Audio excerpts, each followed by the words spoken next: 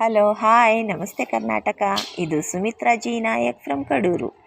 ಮಂಗಳವಾರ ಬೆಳಿಗ್ಗೆ 3:30ಕ್ಕೆ ಎದ್ದು ಸ್ನಾನ ಮಾಡಿ ಮನೇಲೂ ಪೂಜೆ ಮಾಡಿಕೊಂಡು 4:15ಗೆ ಊರಿಂದ ಹೊರಟ್ವಿ.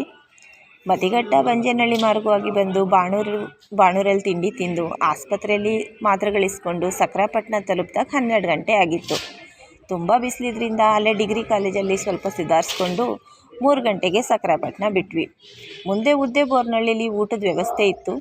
ಪಾದಯಾತ್ರಿಗಳಾಗಿ ಹೋಗೋ ಭಕ್ತರಿಗೆ ಕರೆದು ಯೋಗಕ್ಷೇಮ ವಿಚಾರಿಸಿ ಊಟ ಮೆಡಿಷನ್ ಕೊಟ್ಟು ಜೋಪಾನವಾಗಿ ಹೋಗಿ ಬನ್ನಿ ಅಂತ ಕುಟುಂಬದವ್ರ ಥರ ಟ್ರೀಟ್ ಮಾಡಿದರು.